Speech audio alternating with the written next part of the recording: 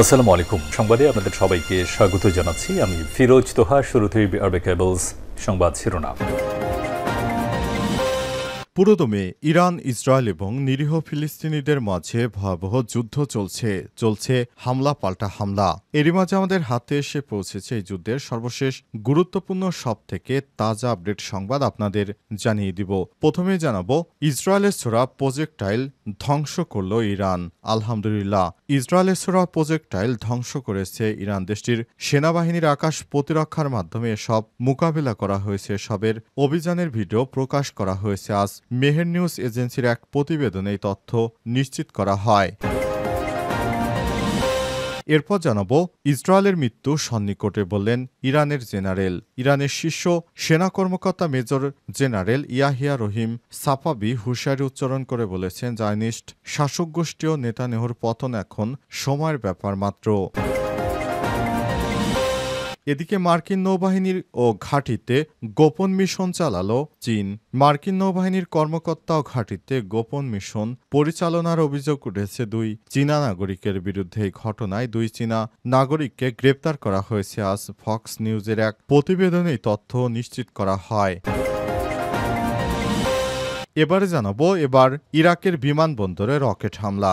এবার ইরাকে রকেট হামলা চালানো হয়েছে। দেশটির উত্তর অঞ্চলে কিরকুক বিমানবন্দরে এই হামলা হয়েছে। এতে একাধিক লোক আহত হয়েছে। আজ ইসরায়েলের সংবাদ মাধ্যম দ্য টাইমস অফ ইসরায়েলের এক প্রতিবেদনে এই তথ্য নিশ্চিত করা হয়।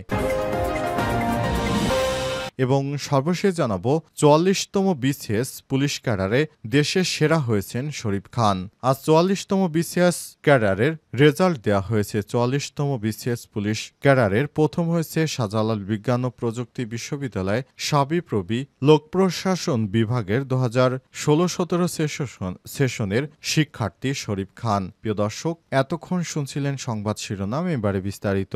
তবে তার আগে বন্ধুরা, অনুরোধ থাকবে এই সংবাদটিতে একটি লাইক দিন। এই চ্যানেলে আপনি নতুন হয়ে থাকলে আমাদের সংবাদটি দেখতে দেখতে চ্যানেলটি সাবস্ক্রাইব করে রাখুন। কমেন্ট করে বন্ধুরা আপনার মূল্যবান মতামত জানিয়ে দিন আপনি বিশ্বের কোন দেশ থেকে বা বাংলাদেশের কোন স্থান থেকে আমাদের সংবাদটি দেখছেন এবং শুনছেন। আর বন্ধুরা, ইরান ইসরায়েল যুদ্ধে আপনি কোন দেশকে সমর্থন করেন কমেন্ট করে জানিয়ে দিন। সংবাদটি আপনার সোশ্যাল মিডিয়া ফেসবুকে শেয়ার করে দিন। গাজা যুদ্ধে আপনি যদি নিরীহ ফিলিস্তিনিদের ভালোবেসে থাকেন বন্ধুরা, কমেন্টে ইয়েস লিখে বিশ্ববাসীকে জানিয়ে দিন। এবারে বিস্তারিত। ইসরায়েলের ছোড়া প্রজেক্টাইল ধ্বংস করল ইরান। আলহামদুলিল্লাহ, এবার ইসরায়েল থেকে ছোড়া প্রজেক্টাইল ধ্বংস করে দিয়েছে ইরানের প্রতিরক্ষা ব্যবস্থা। দেশটির সেনাবাহিনী আকাশ প্রতিরক্ষার মাধ্যমে সবার মোকাবেলা করেছে। সব অভিযানের ভিডিও প্রকাশ করা হয়েছে। আজ মেহের নিউজ এজেন্সির এক প্রতিবেদনে এই তথ্য নিশ্চিত করা হয়। প্রতিবেদনে বলা হয়েছে, ইরানি সেনাবাহিনীর বিমান প্রতিরক্ষা ইউনিট সফলভাবে ইসরায়েলের ছোড়া ড্রোন ধ্বংস করেছে। আকাশ প্রতিরক্ষার মাধ্যমে তাদের ছোড়া ক্ষুদ্র আকারের মাইক্রোয়ার হেভিকলস MAV মোকাবিলা করা হয়েছে। ইরান ইসরায়েলের মধ্যকার ১২ দিনের যুদ্ধে সব হামলা চালানো হয়েছে। মেহের নিউজ জানিয়েছে, ইসরায়েল প্রথমে কোনো পূর্ব ঘোষণা ছাড়াই ইরানে আক্রমণ চালায়। দেশটির এই হামলায় ইরানের শীর্ষ সামরিক কর্মকর্তা, পরমাণু বিজ্ঞানী সহ বিভিন্ন গুরুত্বপূর্ণ ব্যক্তিগণ মারা যায়। এরপর সেনাবাহিনী প্রধান মারা যাওয়ার পর ইসরায়েল মনে করেছিল ইরানের মনোবল ভেঙে যাবে, তারা কোনো প্রতিরোধ করতে পারবে না। কিন্তু সাথে সাথেই আয়াতুল্লাহ খামেনির নির্দেশে নতুন সেনাবাহিনী প্রধান নিয়োগ দেওয়া হয় এবং এরপরই ইরান ঘুরে দাঁড়িয়ে একের পর এক মিসাইল এবং ক্ষেপণাস্ত্র হামলা চালিয়ে দখলদার ইসরায়েলি বাহিনীর বিভিন্ন গুরুত্বপূর্ণ স্থাপনা ধ্বংস করে দেয়। এর ফলে যুক্তরাষ্ট্রের কাছে যুদ্ধবিরতি ক্ষমা ভিক্ষা চায়। এরপর নেতানিয়াহুর পক্ষ নিয়ে ডোনাল্ড ট্রাম্প কাতারের মধ্যস্থতায় ইরানের কাছে যুদ্ধবিরতির প্রস্তাব দেয় এবং শেষ পর্যন্ত এই যুদ্ধবিরতি হয়। তা না হলে ইহুদিবাদী ইসরায়েলকে ইরান যেভাবে শিক্ষা দিতে শুরু করেছিল, খুব শীঘ্রই ইহুদিবাদী ইসরায়েলের পতন হয়ে যেত। এই পতনের হাত থেকে বাঁচার জন্য ইহুদিবাদীরা ইরানের কাছে ক্ষমা ভিক্ষা চায় যুদ্ধবিরতি করার জন্য। প্রথমে তারা মনে করেছিল তারা হয়তো এই যুদ্ধে নিরীহ গাজায় যেভাবে মানুষদের হত্যা করছে, তারাও হয়তো ইরানকেও এভাবে ধ্বংসস্তূপে পরিণত করতে পারবে। কিন্তু শেষ পর্যন্ত ইহুদিবাদী ইসরায়েল ইরানের রণকৌশলের কাছে হেরে যায়। ইহুদিবাদী ইসরায়েলকে চরম শিক্ষা দিয়েছে ইরান। ইসরায়েলের মৃত্যু সন্নিকটে বললেন ইরানি জেনারেল। ইরানের শীর্ষ সেনা কর্মকর্তা মেজর জেনারেল ইয়াহিয়া রহিম সাফাভি হুঁশিয়ারি উচ্চারণ করে বলেছেন, জায়নিস্ট শাসক গোষ্ঠী ও নেতানিয়াহুর পতন এখন সময়ের ব্যাপার মাত্র। তিনি আরও বলেছেন, শত্রুদের আরেকটি ভুল গোটা অঞ্চলে তাদের স্বার্থ ও ঘাঁটিগুলোকে চরম বিপদের মুখে ফেলবে। তেহরান ভিত্তিক আধা সরকারি বার্তা সংস্থা তাসনিম নিউজ জানিয়েছে, আজ তেহরানে ইসরায়েলি হামলায় নিহত ইরানের সশস্ত্র বাহিনীর chief of staff lieutenant general Mohammad Hossein Bagheri স্মরণ সভায় বক্তব্য রাখতে গিয়ে সাফাভি এই মন্তব্য করেছেন। তিনি বলেন, বড় শয়তান যুক্তরাষ্ট্র, ছোট শয়তান ইসরায়েল ইরানের বিরুদ্ধে সাম্প্রতিক আগ্রাসনের মাধ্যমে তাদের কোনো লক্ষ্যই অর্জন করতে পারেনি, বরং এই হামলার মাধ্যমে জায়নিস্ট ইহুদিবাদী ইসরায়েলের মৃত্যুচক্র আরও ত্বরান্বিত হয়েছে। আমরা ইহুদিবাদী ইসরায়েলকে এমন শিক্ষা দেব যে তাদের জায়নিজম সব ধ্বংস করে দেওয়া হবে। ইরানের একটি মিসাইল হামলায় ধ্বংস হয়ে গেছে ইহুদিবাদী ইসরায়েলের বিভিন্ন গুরুত্বপূর্ণ স্থাপনায়। সব স্থাপনা থেকে ইরানে একে হামলা চালাতো ইহুদিবাদীরা। জায়নিস শাসন ব্যবস্থা সবকিছু শেষ হয়ে গেছে। ইহুদিবাদীদের সময় শেষ। তারা এখন মুসলিমদের হাতে পায়ে ধরে কান্নাকাটি করছে। তারা চায় আমরা বাঁচতে চাই, কিন্তু ইরানের একটি মিসাইল হামলায় ইহুদিবাদীদের সমস্ত রকম রণকৌশলই শেষ করে দেওয়া হয়েছে। যুক্তরাষ্ট্র থেকে সহায়তা না পেলে ইহুদিবাদীরা এতদিন ধূলিসাৎ হয়ে যেত। শুধুমাত্র মার্কিন যুক্তরাষ্ট্রকে হাত করে বেঁচে আছে এই জায়নিস্ট শাসক গোষ্ঠী। মার্কিন নৌবাহিনীর ঘাঁটিতে গোপন মিশন। অতঃপর মার্কিন নৌবাহিনীর কর্মকর্তা ঘাঁটিতে গোপন মিশন পরিচালনার অভিযোগ উঠেছে দুই চীনা নাগরিকের বিরুদ্ধে। এই ঘটনায় দুই চীনা নাগরিককে গ্রেপ্তার করেছে যুক্তরাষ্ট্র।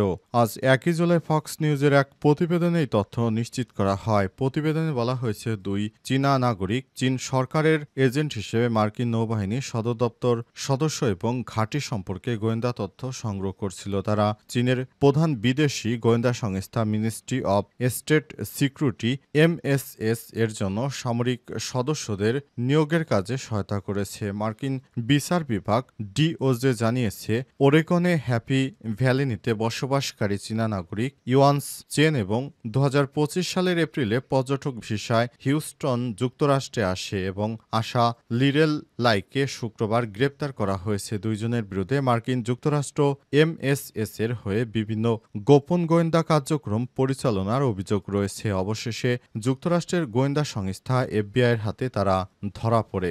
FBI-এর হাতে ধরা পড়ার পরই তাদের বিরুদ্ধে এবার অ্যাকশনে যাচ্ছে মার্কিন যুক্তরাষ্ট্র। তারা যুক্তরাষ্ট্র থেকে বিভিন্ন গুরুত্বপূর্ণ তথ্য চীনে পাচার করছিল। এই অভিযোগে তাদেরকে গ্রেপ্তার করা হয়েছে।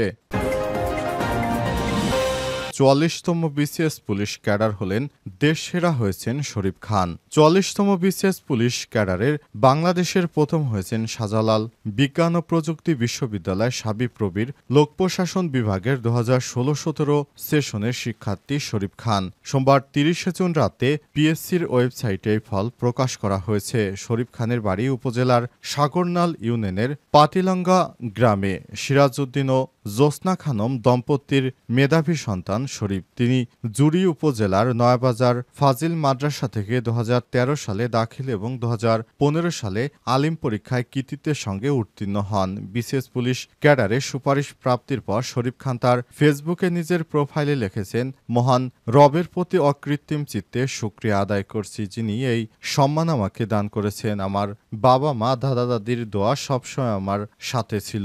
জানা যায় বিভিন্ন ক্যাডারে 1710টি শূন্য পদের মধ্যে সবথেকে সর্বোচ্চ পর্যায়ে রয়েছেন শরীফ খান। বিশেষ পুলিশ ক্যাডারে সুপারিশ প্রাপ্তর পর শরীফ খান বিষয়টি জানা যায় বিভিন্ন ক্যাডারে 1710টি শূন্য পদের মধ্যে চূড়ান্তভাবে নির্বাচিত 1690 জনকে নিয়োগের জন্য বাংলাদেশ কর্ম কমিশন সাময়িকভাবে মনোনীত করেছে। এ বিষয়ে লোক প্রশাসন বিভাগের প্রধান অধ্যাপক আশরাফ সিদ্দিকী বলেছেন, আমাদের বিভাগের ছেলেমেয়েরা প্রশাসনে অনেক ভালো করছে। এটি আমাদের বিভাগ তথা বিশ্ববিদ্যালয়ের জন্য গৌরবের। শরীফ খানের প্রশংসা করে তিনি আরো বলেছেন, শরীফ আসলেই অনেক মেধাবী। দাবি। বিশ্ববিদ্যালয় শিক্ষক নিয়োগের চূড়ান্ত ধাপেও সে প্রথম দিকে রয়েছে, আমি তার মঙ্গল কামনা করি। উল্লেখ্য, ৪৪তম বিসিএস এর বিভিন্ন ক্যাডারে ১,৭১০ জন কর্মকর্তা নেওয়া হবে। এর মধ্যে প্রশাসন ক্যাডারে ২৫০ জন, পুলিশ ক্যাডারে ৫০ জন, পররাষ্ট্র ক্যাডারে ১০ জন, আনসার ক্যাডারে ১৪ জন, নিরীক্ষা ও হিসাবে ৩০ জন, কর ক্যাডারে ১১ জন, সমবায় ৮ জন, রেলওয়ে পরিবহন ও বাণিজ্যিকে ৭ জন, তথ্যে ১০ জন, ডাকে ২৩ জন, বাণিজ্যে ৬ জন, পরিবার পরিকল্পনায় ২৭ জন, খাদ্যে ৩ জন, টেকনিক্যাল ক্যাডারে ৪৮৫ জন ও শিক্ষা ক্যাডারে ৭৭৬ জন নেওয়া হয়েছে। ৪০তম বিসিএসে মোট আবেদন করেছিল ৩,৫০,৭১৬ জন।